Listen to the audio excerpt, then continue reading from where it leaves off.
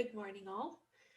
Happy to see some of you back from spring break. I hope you took some time to rest and reset your mental capacity. And one last push till the finals. So we have 1 week left of classes. I'm going to conduct 3 lectures: one on the origin of life, one on COVID-19 and vaccine, and the third one on biotechnology. Um, so this week is going to be still lectures, and none of these lectures are going to be covered on final exams. So don't worry too much about prepping those for finals.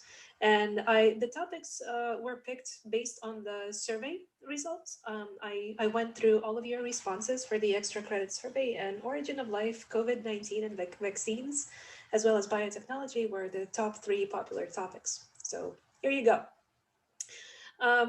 What else did I want to say? I wanted to do a little bit of housekeeping first. So I posted, I see a message in chat. We are required to take the final even if we have an A in the class, right? Yes, that's right. Final is worth 25% of your grade. So do not rely on the past course reviews and past course information in order to make decisions in this class. Please rely on the syllabus as well as information from me for this year's course. Final is still required. It's worth a lot of your grade. So be sure to study for it and ask questions if you have any. I see another thing in chat. Will there be a final exam review? There will be a study guide for the final exam, similar to all other exams. And Rafif asks, are going to drop one test? Yes, Rafif. So out of the 3 course exams, one grade will be dropped. The lowest grade will be dropped. However, the final grade cannot be dropped. Final exam is the whole grading section on its own. The grade for the final exam is worth 150 points, or 25% of your grade. So this grade cannot be dropped. Also, what I wanted to tell you is regarding the grades. When you look at your grades in web courses, and hopefully you can see my screen. Let me know if you cannot. So regarding the grades, if you're tracking your progress using these web courses grades here, please keep in mind that web courses does not drop one of the exam grades, and it doesn't drop 2 lowest grades from the quizzes. Okay, so this grade that you will get on web courses here is going to be lower than your actual grade. To calculate your actual grade, please go to the syllabus, read the grading rules, okay, and then calculate your final grade using the rules outlined in the syllabus. Christine asks, when will the lowest grades be dropped? During the calculation of the final grade. And before the final, I'll try to do it by Monday. I will create another rubric in the grade section. I will create a column called the real final grade. Okay, and this is going to be your final grade based on, well, that wouldn't make sense to do it on Monday. I would do it after the final exam. So as soon as the final is completed, I will then export your grades and calculate the real final grade with all the rules in the syllabus, like dropping 2 lowest grades for quizzes, dropping the lowest grade for the exam, and then upload your real final grade onto web courses. And now, will we do a review lecture for the final? So on Monday, we have kind of a summary of class lecture, and I will start you on the review for the final, yes, on Monday. But I will not provide the full review for final. Monday is going to be our last day of class. Okay, So any other questions before I move on to some additional assignments I created?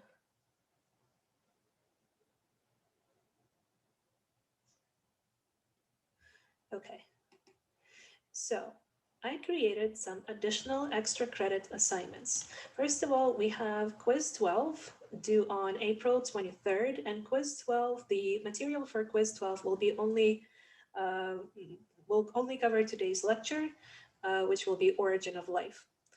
Now, I created some additional extra credit assignments, which will give you the opportunity to earn 25 more points.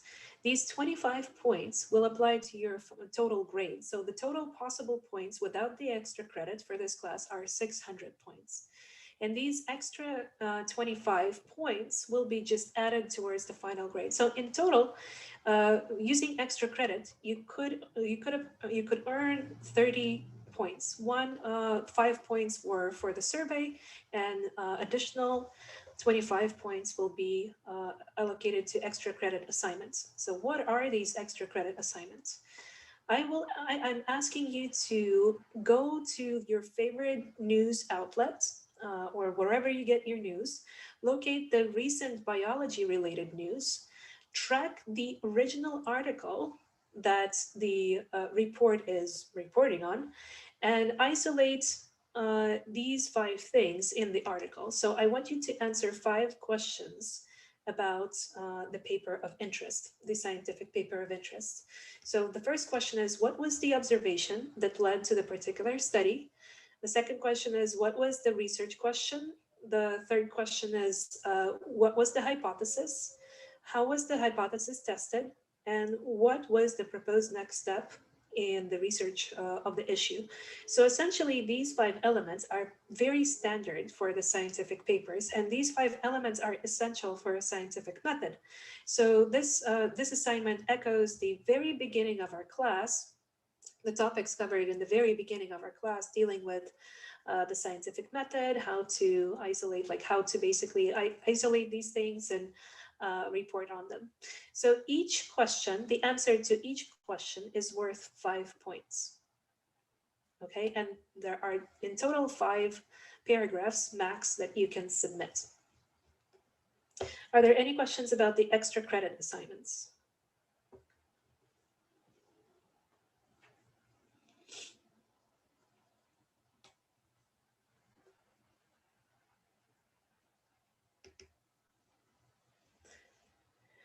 Okay, great. I'll move on to the lecture then. So today's lecture is going to be on the origin of life. So straight away, I want to note that the origin of life remains quite mysterious. We don't actually know what happened for sure. And one of the reasons is because the Earth, the original Earth crust, it's no more. It's not existent anymore. The Earth crust that we have right now is secondary. So whatever was stored in the whatever evidence of life was stored in the original Earth crust, we don't have it. So we can guess based on what we can replicate with the experiments, and we can guess based on what we know about reactions and science so far. So what I wanted to say here was that, well, first of all, let's look at the picture here. This picture shows the progression of life over time, progression of life's diversity and various forms of life over time. So Earth was formed around 4.6 billion of years ago. And this orange kind of rectangle depicts a period called Hadean period. And if you know a bit of Greek mythology, you know that Hades was the god of underground. And this Hadean period, basically, it was the very life unfriendly period in Earth's history because the temperatures were extremely high. Earth was constantly subjected to volcanic eruptions. The atmospheric pressure was 10 times what it is now.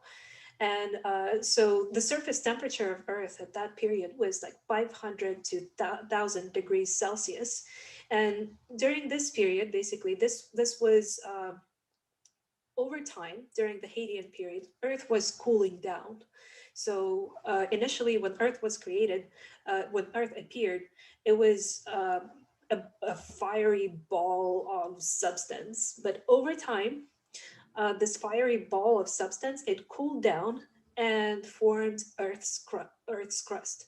And the first Earth's crust was formed, it's estimated it was formed 4.2 billion of years ago. So 4.6 billion of years ago, Earth was, that's the age of the Earth. And 4.2 billion of years ago, Earth cooled down enough to form the Earth crust. Now, the origin of the first protocell is estimated to be, the first protocell is estimated to appear 4.2 to 3.8 billion of years ago. And note the huge gap in the estimation of time when this first prokaryotic cell was appeared, and it's because we don't we don't have this first crust, and we cannot really estimate like how old was the first prokaryotic cell. Like we have the crust from here, and based on the evidence from crust from 3.8 billion of years ago, we can hypothesize, well, that kind of life form could have existed for longer than that. Now, oldest rocks that remain, again, are about 3.85 billion of years old. So based on the evidence, based on the chemical composition of these rocks, and based on the evidence of life contained in these rocks, we can estimate that the life on Earth is at least 3.8 billion years old. So that's a lot of billion years old, billion with a B. And we with our brains, we cannot really fathom how long ago it was. But let's try, okay? So I will come back to this picture, but I just want to reiterate that early Earth was not hospitable to life. So during the Hadean period, the early Hadean period, Earth was not very hospitable to life. It's during this time, basically, the pressure and temperature were too high to sustain life, and only towards the end of the Hadean period, Earth cooled down enough to support first forms of life, which were likely prokaryotic cells. So life may have started with simple chemicals. Early atmosphere of Earth, it did not contain oxygen. What it did contain was methane, ammonia, water, and hydrogen. And later on, it was discovered that probably it contained carbon dioxide as well. And the way scientists hypothesized, that was actually a Russian scientist Oparin, who hypothesized that this was the composition of Earth, or hydrogen gas, water, methane, and ammonia.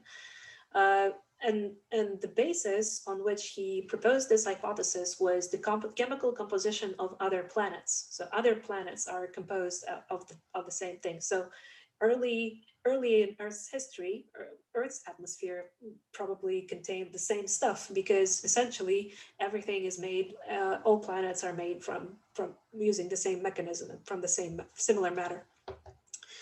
So these inorganic compounds, well, with exception of this one, they can, under certain conditions, they can form organic molecules. They can form lipids, they can form monosaccharides, they can form nucleotides and amino acids. And under certain conditions, which I will cover next, these building blocks from the simpler organic molecules, they can polymerize or create chains of the long chains consisting of these simple building blocks. And eventually, All of these molecules, they contributed to formation of the protocell. So this step might be confusing and improbable. So what's being scientists, we set up experiments, okay, to prove to make the proof of concept, to illustrate that under certain conditions, which were likely during early Earth's history, under certain conditions, inorganic compounds could have formed organic compounds. So again, the hypothesis about early Earth's atmosphere composition was that it was made of methane, ammonia, water, and hydrogen gas. So this was the hypothesis proposed by this Russian scientist, Aparin, okay? So in 1953, a graduate student in University of Chicago, and the graduate student's name was Stanley Miller, he proposed to test, his whole graduate thesis was dedicated to testing Aparin's hypothesis by that Earth's early atmosphere contained these four gases, and these four gases formed the organic molecules. So he, to test this hypothesis, he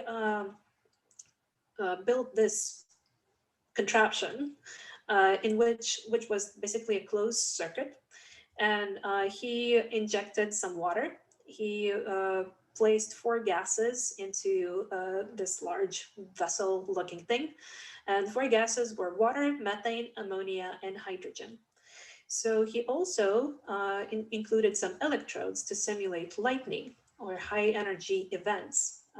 And what else he did? Oh, so here's how it worked. Basically, these four gases were subjected to electricity or to lightning, and then the gases were passed through the condenser, where water basically condensed. Water turned from the vapor state, from the gaseous state to the liquid state, and then water dripped over here and was directed to this vessel, which was heated, and the water and gases evaporated and were directed back to this electricity discharging vessel. So this, once the gases were passed over and over and over and over and over, Miller noticed that within the sampling port, within the sampling area, water started to be discolored. Sometimes the water became yellow. Sometimes the water became of other color than clear, as the water should be. So what he did, he started sampling whatever was created here, and he after chemical analysis, he saw that those were organic molecules that were created from inorganic molecules. So we have and that's how he proved Aparin's hypothesis that from inorganic molecules, the under certain conditions that resembled Earth early conditions, the organic molecules could have formed. So again, the initial gases were water, methane, ammonia, and hydrogen. And these gases are prevalent in other planets as well. And under the conditions of high energy, like lightning, these gases could produce organic molecules. So basically, the bottom line is this experiment showed that inorganic molecules could be turned into organic molecules under early Earth conditions.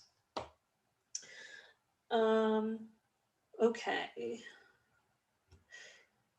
So this is the first step. Okay, this illustrates the first. Oh, one other thing that I wanted to note. Oh, early criticisms of Miller experiment included the assumption about the early composition of Earth's atmosphere.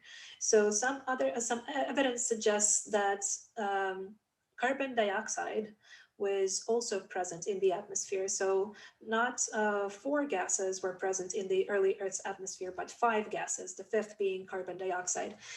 However, this experiment was repeated with carbon dioxide present, and that did not change the outcome. Still, the organic compounds, such as nucleotides and amino acids, and could still be formed using this contraption and different composition of gases. So this covered this first step, how from inorganic compounds we can create, or the organic compounds could have been created.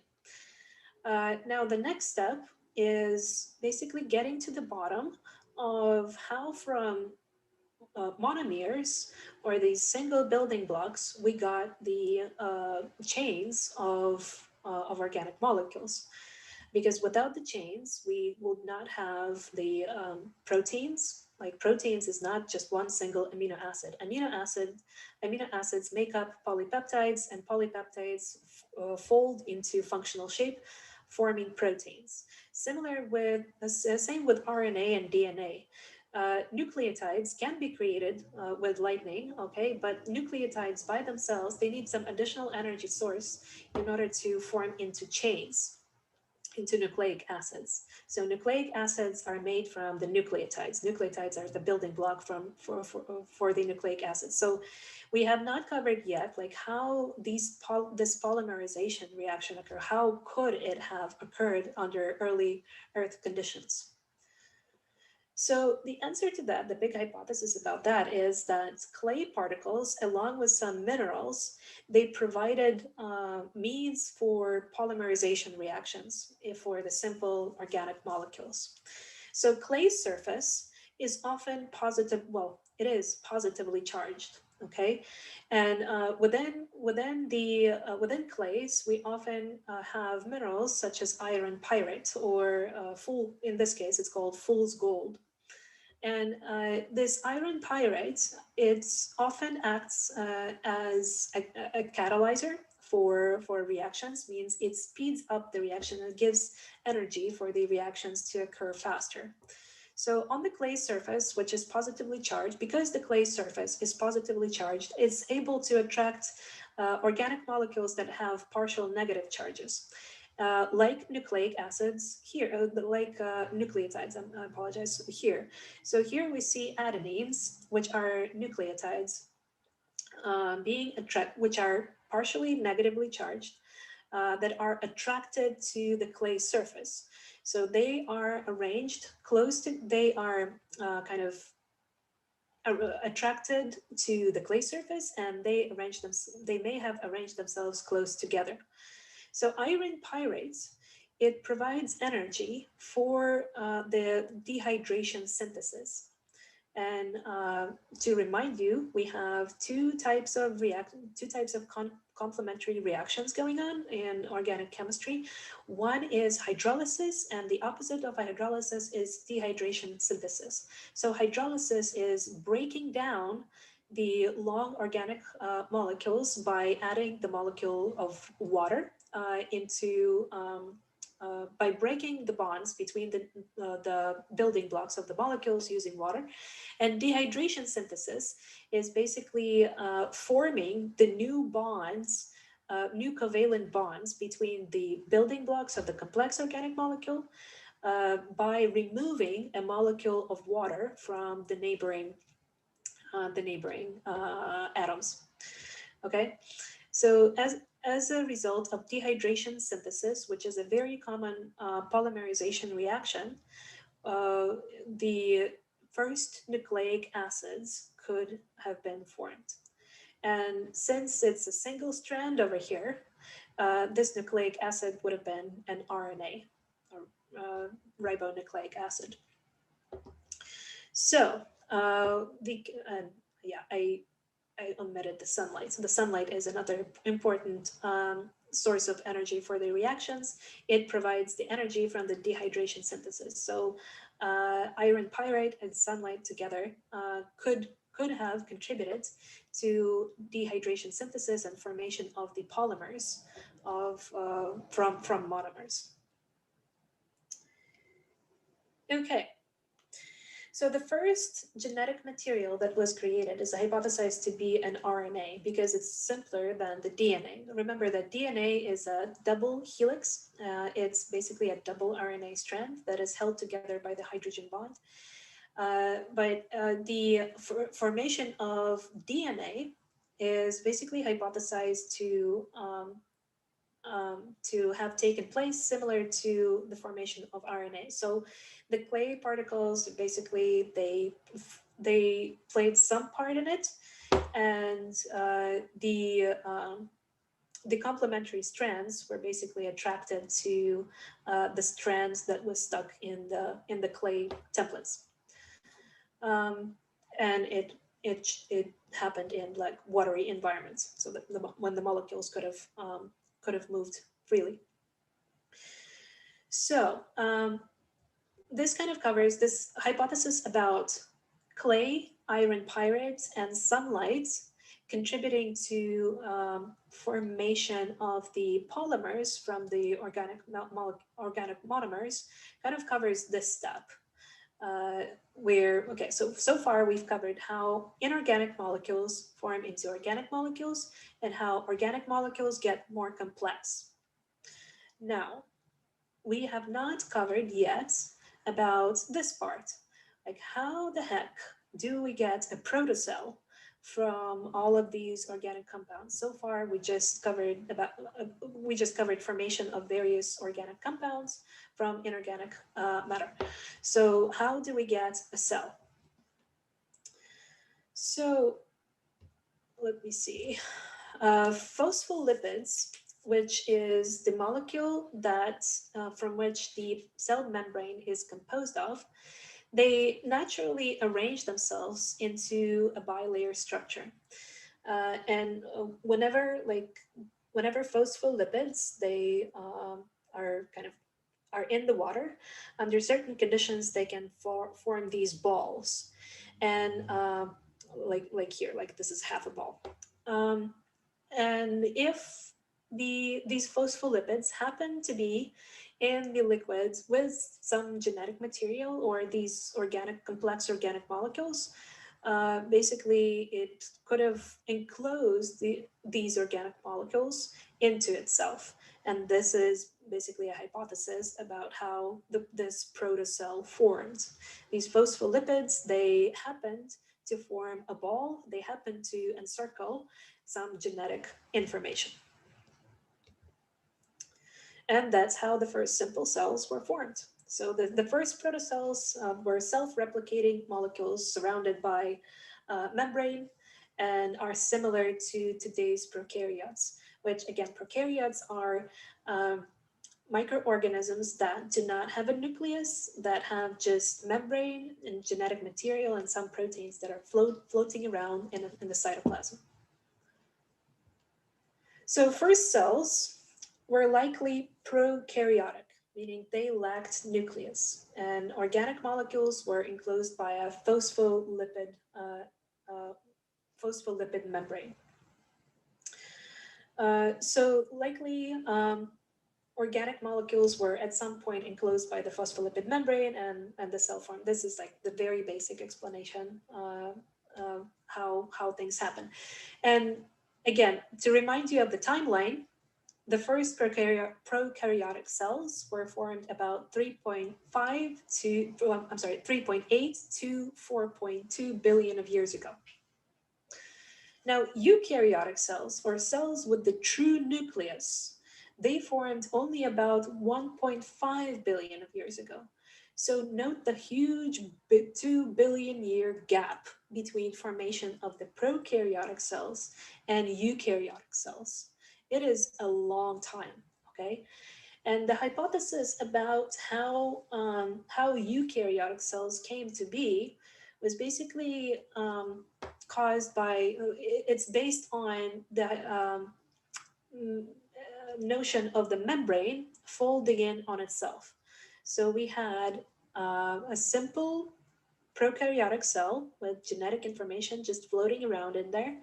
And because of some freak accidents, membrane could have folded in on itself, eventually enclosing, and some folding pattern could have enclosed the genetic material itself. So the membrane surrounding nucleus is very similar to other membrane within the cell, the outer membrane of the cell. And based on this structural similarity, it is hypothesized that the nuclear membrane was formed by the outer membrane folding in on itself. Same with the Golgi apparatus. The membrane of the Golgi apparatus is structurally very similar to the outer membrane. And that is why like this infolding hypothesis is considered plausible. All right. What about how did eukaryotic cells came to be so complex? We have so eukaryotic cells have organelles with membranes that could be structurally different from the outer membrane. Like the membrane, I just noted that the membrane around the nucleus is structurally similar to the outer membrane. The membrane of the Golgi apparatus is structurally similar to the outer membrane. However, we have other organelles such as chloroplasts and mitochondria.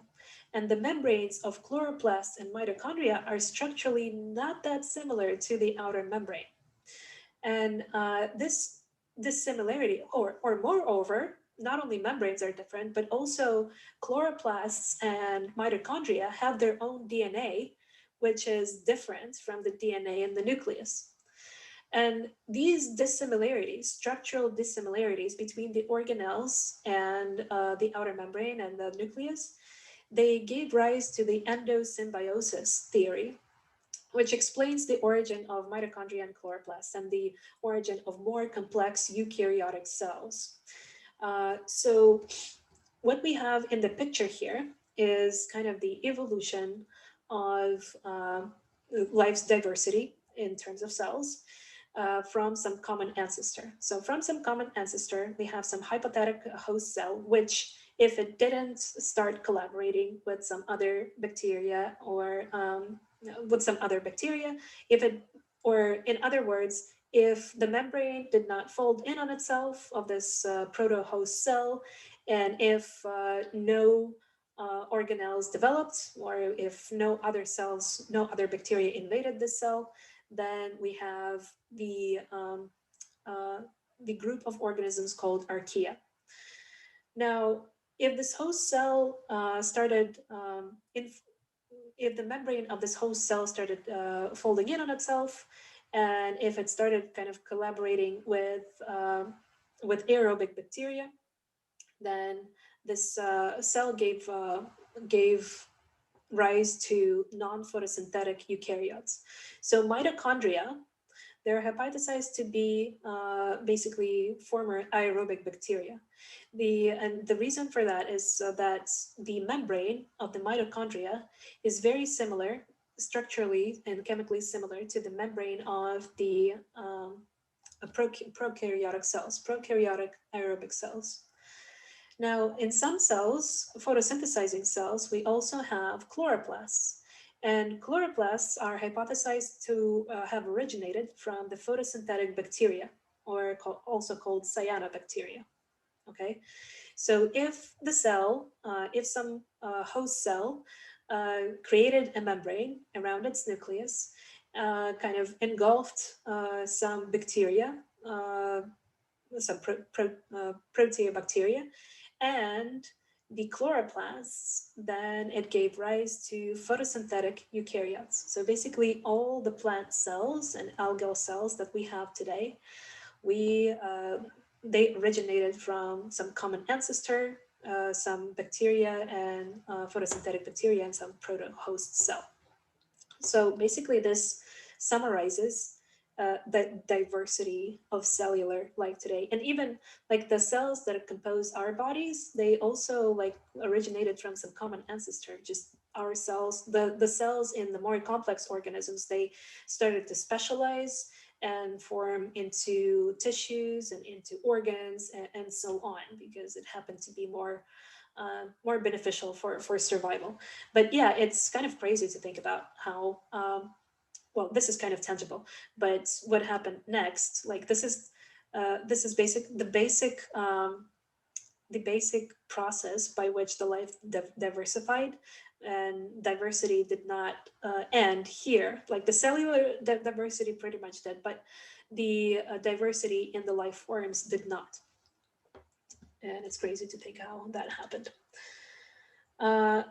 Okay, so that's the endosymbiosis theory. And just to get into the origin of the word, endo means inside and symbiosis means living together. So endosymbiosis, just the word itself, describes the phenomenon how uh, different organisms started collaborating inside one cell. Okay, so early life, uh, if you remember the composition of the Earth's atmosphere that I covered just a couple of minutes ago, it was methane, water, ammonia, carbon dioxide, and methane, water, ammonia, carbon dioxide, and I'm blanking, hydrogen gas. You will note that there is no oxygen there, but we have like 18% of Earth's atmosphere today is composed of oxygen. So that was not always the case. Earth did not always have oxygen in its atmosphere. So conditions were strictly anaerobic. So the first life, it's appeared under anaerobic conditions. So the first cells likely used organic molecules as both the source of carbon and energy. So these guys over here, they did not photosynthesize. Okay, they used whatever organic matter was created in this soup of life for food and energy.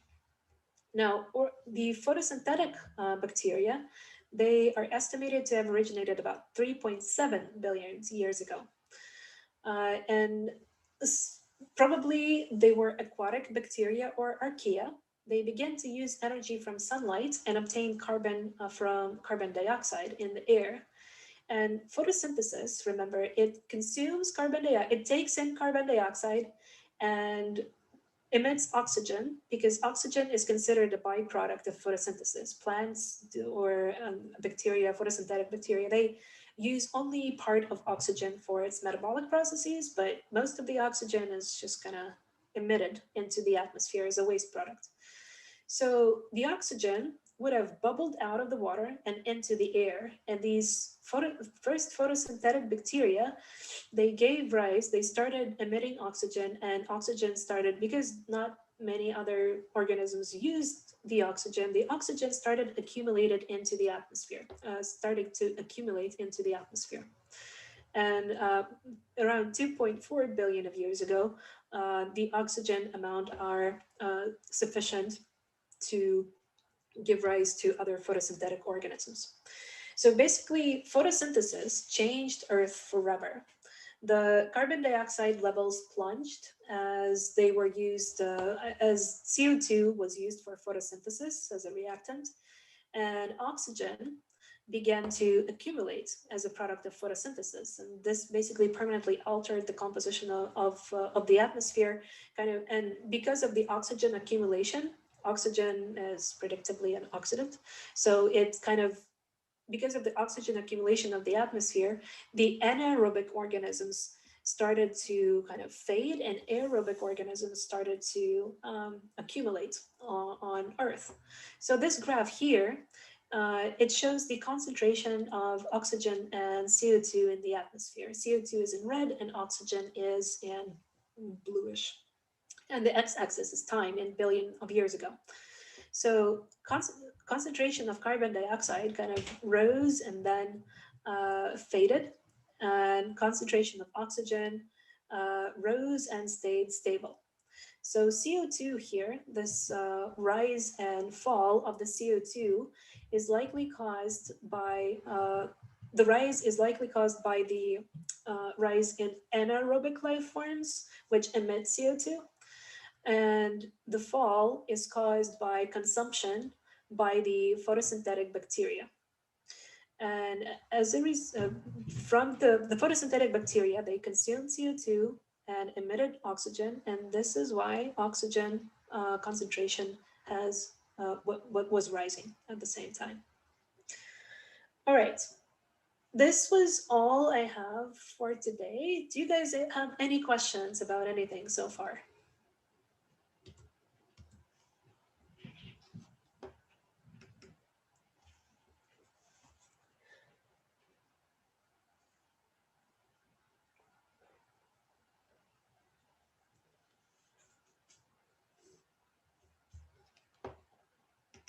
All right, great.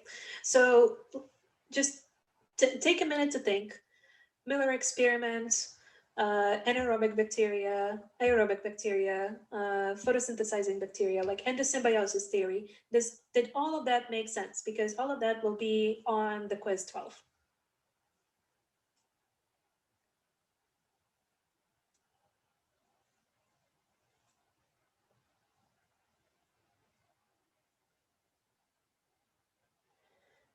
All right, great. Well, let's finish early then.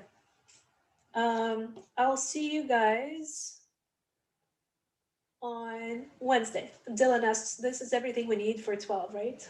Yes, it is.